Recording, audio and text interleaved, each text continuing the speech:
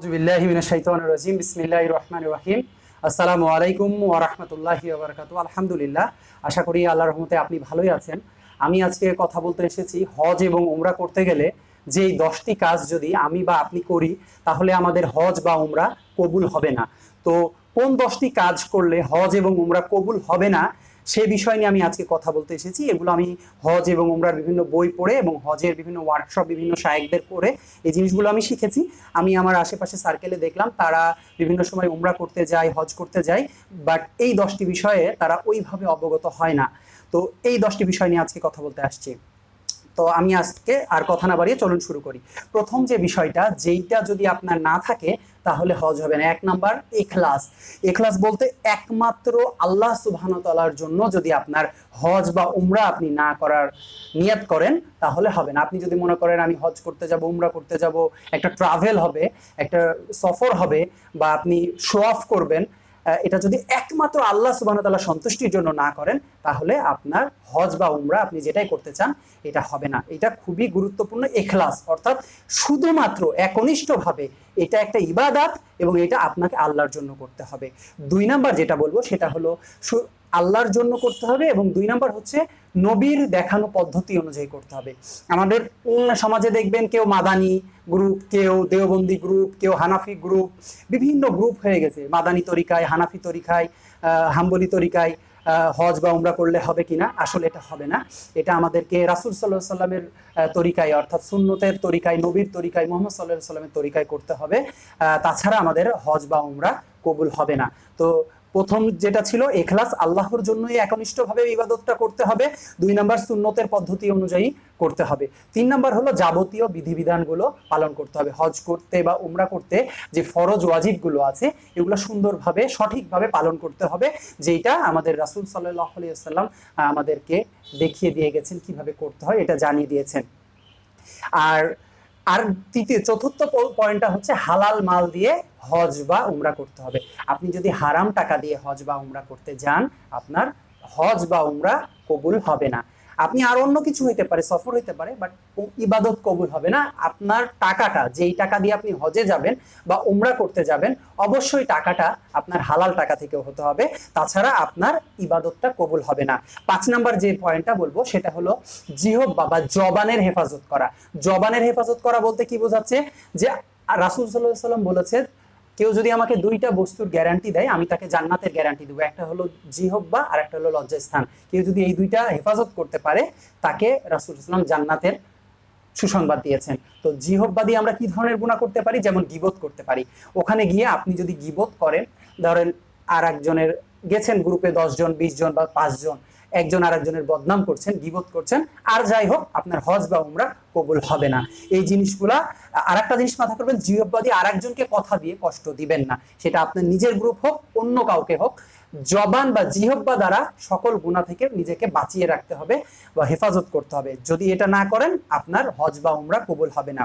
6 number হলো চোখের হেফাজত করা। চোখের হেফাজত বা যে কোনো ধরনের পাপ কাজ থেকে হেফাজত।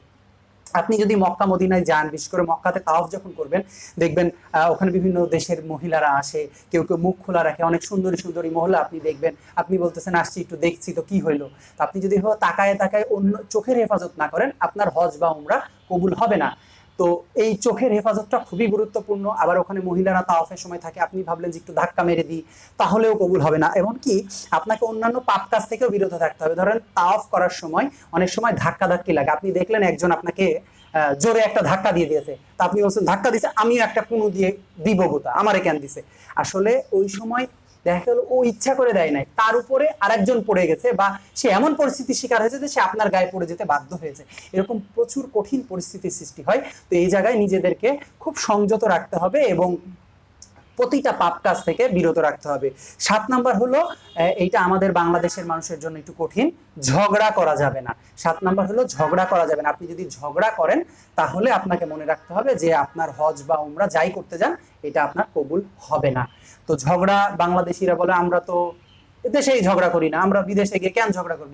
ওখানে এমন কিছু পরিস্থিতির সৃষ্টি হয়, আপনার ঝগড়ার পরিস্থিতি সৃষ্টি হয়। দেখা গেল যে মক্কা থেকে মদিনা বাসে যাবে, বাসের সিটে সামনে বসা নিয়ে অনেকে ঝগড়া করে, অনেকে বাসের সিটে সামনে বসা আর পিছনে বসা নিলে কেউ আগে পরে যাবে, 1 ঘন্টা 2 ঘন্টা পরে? আসলে যাবে না, সবাই একসাথে যাবে। কিন্তু বাঙালিরা আমরা দেখেছি যে কেউ বাসের সিটে আগে বসা নিয়েও ঝগড়া করে। তো এই জিনিসগুলা আমাদেরকে অ্যাভয়েড করতে হবে। 8 নাম্বার হইলো উত্তম ব্যবহার করতে হবে সবার সাথে। ধরেন আপনি বিভিন্ন দেশের মানুষের সাথে দেখা করবেন, সবাইকে সালাম দিবেন, সুন্দরভাবে কথা বলবেন, ধৈর্য ধরে উত্তম ব্যবহার করবেন। উত্তম ব্যবহারে আপনি সওয়াব পাবেন। কিন্তু আপনার সাথে কেউ খারাপ ব্যবহার করলেও আপনি অবশ্যই ভালো ব্যবহার করবেন। আপনি যদি খারাপ ব্যবহার করেন, আপনার হজ উমরা কবুল হওয়ার সম্ভাবনা নাই। এবং তারপরে রাগ হলো 9 নম্বর পয়েন্ট হচ্ছে রাগ নিয়ন্ত্রণ করা, যেটা আমাদের জন্য অত্যন্ত কঠিন। রাগ এমন একটা জিনিস, আপনার রাগটা কাইন্ডস অফ আপনার নিয়ন্ত্রণ যদি আপনি না করেন, ধরেন রাগ আপনার আসবে, আপনি মানুষ, রাগ আসবে, কিন্তু এটা আপনাকে নিয়ন্ত্রণ করতে হবে। এটা মনে করেন একজন শায়েখ এরকম উদাহরণ দিচ্ছিল, আপনার পেটের ভিতর পায়খানা আছে, এটা বের হয়ে গেলে যেমন দুর্গন্ধ ছড়ায়, পেটের ভিতরে যতক্ষণ পায়খানা থাকে তখন তো আপনার দুর্গন্ধ ছড়ায় না। তো ঠিক একইভাবে রাগটা যতক্ষণ আপনার ভিতরে আছে ততক্ষণ এটা কোনো সমস্যা নাই, কিন্তু এটার যখন বহিঃপ্রকাশ আপনি করবেন এবং হারাম এলাকায় গিয়ে করবেন, তখন আপনি যদি রাগ নিয়ন্ত্রণ না করতে পারেন এবং আপনি রেগে গিয়ে এমন কাজ করে বসেন যেটা আসলে শরীয়ত সম্মত না, তখন আপনার হজ বা উমরাটা কবুল হওয়ার সম্ভাবনা নাই। 10 নাম্বার যেটা কারণ আমি বলবো, এটা হচ্ছে ধৈর্য ধরা। ধৈর্য ধরা, ধৈর্য ধরা, ধৈর্য ধরা। ধৈর্যের উপরে কিচ্ছু নাই, সবর সবর সবর। ওখানে গেলে আপনার এমন এমন পরিস্থিতির সৃষ্টি হবে, আপনি দেখা গেল ঘুমাইতে পারছেন না, আপনি খাইতে পারছেন না, আপনি দাঁড়াইতে পারছেন না, আপনার অনেক কষ্ট হচ্ছে। এই সময় আপনাকে খালি ধৈর্য ধরতে হবে, খালি ধৈর্য ধরতে হবে। আর আরেকটা জিনিস মনে রাখবেন, মক্কা এবং মদিনার একটা হারামের বর্ডার আছে। ওই হারামের বর্ডারে অনেক কিছু করা যায় না, গাছের পাতা ছেঁড়া যায় না, কোনো পশু পাখিকে মারা যায় না, কাউকে কষ্ট দেওয়া যায় না, অনেক কাজ আছে যেগুলা করা নিষেধ। আল্লাহ সুবহানাহু ওয়া তাআলা নিষেধ করেছেন। হারাম বর্ডারে আল্লাহ বলছে, কেউ যদি এই হারামের বর্ডারের ভিতরে কেউ, আল্লাহ পবিত্র কোরআনে বলছে, কেউ যদি কোনো পাপ কাজ করার চিন্তাও করে, মানে আপনি পাপ কাজটা করেন নাই যে হ্যাঁ আমি ওকে মারবো বা ওকে ক্ষতিটা করব, এটা যদি আপনি চিন্তাও করেন, আল্লাহ সুবহানাহু ওয়া তাআলা কোরআনে হুমকি দিয়ে বলছেন তাকে আমি কঠিন শাস্তি দিব। সো আমাদেরকে যেটা মাথায় রাখতে হবে, প্রচুর ধৈর্য ধরতে হবে এবং হারাম বর্ডারের যে নিয়ম নীতিগুলো আছে এগুলো জেনে যেতে হবে। আপনি হজ উমরা করতে গেলে কোন ফ্লাইটে যাব, কোন হোটেলে থাকবো, কত দূরে থাকবো, কি খাইতে দিবে, এগুলোর যেমন খোঁজ নেন, আপনাকে তার চেয়েও বেশি করতে হবে আল্লাহ সুবহানাহু ওয়া তাআলা কি আদেশ করেছেন এবং কি নিষেধ করেছেন, এই জিনিসগুলো মাথায় রাখা। এজন্য আমি আপনাদেরকে 2টা বই সাজেস্ট করবো। এই 2টা বই আমাকে খুব ভালো লেগেছে এবং পড়ে খুব অর্থবহ মনে হয়েছে। একটা ডক্টর আবু বকর মুহাম্মদ জাকারিয়ার উমরা এবং মদিনা জিয়ারা এবং উমরা, এই বইটা আপনারা অবশ্যই কিনবেন যাদের হজ এবং উমরা যাওয়ার ইচ্ছা আছে। এটা উমরার জন্য স্পেশাল, হজের জন্য আরেকটা ওনার বই আছে, বাট আমি যেহেতু উমরার পার্সপেক্টিভ থেকে কথা বলছি, এই বইটা আপনারা অবশ্যই কিনবেন। এবং এই বইটা হলো একজন শায়েখ লিখেছেন এবং এই বইটা আমি এটা লিখেছে মুশফিকুর রহমান, এটা উনি লিখেন নাই, উনি এটা সংকলন করেছেন। এই বইটাও আমাকে খুব অর্থবহুল মনে হয়েছে। এই বইটা কিনতে টাকা লাগে, এই বইটা ফ্রি দেয়, এই বইটা বিক্রয় নিষিদ্ধ, এটা শুধুমাত্র সংকলকের সাথে যোগাযোগ করলে ফ্রি দেয়। আপনারা যদি কেউ ফ্রি চান এই বইটা, এই বইয়ের কিছু ডিটেলস আছে কোথায় ফ্রি পাওয়া যায় আমি আপনাদেরকে দিয়ে দিব, আমাকে যা কারো যদি মানে চান। এই বইটা মুশফিকুর ভাই লিখেছেন, উনি একজন সাধারণ মানুষ, আমাদের মতোই দিনই অনেক কাজ করেন। উনার এই সংকলনটাও খুব সুন্দর হয়েছে। তো হজ এবং উমরার সহজ গাইড এই বইটা মুশফিকুর রহমানের, আর উমরা ডক্টর আবু বকর মুহাম্মদ জাকারিয়ার এই বই, 2টা আপনাকে অবশ্যই পড়তে হবে। আপনি 1 লাখ টাকা খরচ করে উমরা করবেন বা 7 লাখ টাকা খরচ করে হজ করবেন, আপনি যদি এই 200-300 টাকা খরচ করে বই না পড়ে যান, তাহলে আসলে অনেক ক্ষতির মুখে হবেন, আপনার ইবাদতটা কবুল হবে না। আপনি 1 লাখ টাকা খরচ করছেন, আপনার ইবাদতটা তো কবুল হওয়া দরকার। আপনি 1 লাখ টাকা যদি অন্য কোথাও খরচ করতেন, আপনার টাকাটাকে তো উঠাইতে হবে। আপনি একটা কাজ করছেন, কবুল হচ্ছে না, অনর্থক হয়ে যাচ্ছে না।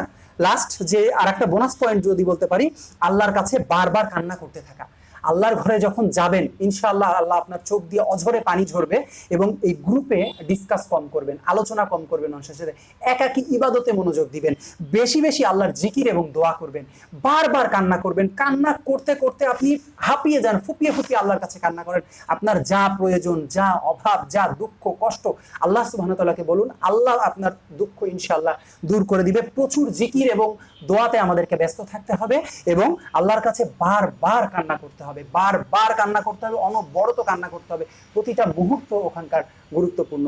তো আশা করি আপনারা যারা হজ এবং উমরাতে যাবেন এই 10টি বিষয় খেয়াল রাখবেন। আমি আশা করি এই ভিডিওটি আপনার যারা মনে করেন যে হজ উমরা যাবে বা যেতে পারে তাদের মাঝে আপনি শেয়ার করে দিতে পারেন, যাতে যারা যাচ্ছে বা প্রস্তুতি নিচ্ছে তাদের জন্য সুবিধাজনক হয়। আসসালামু আলাইকুম ওয়া রাহমাতুল্লাহি ওয়া বারাকাতুহু।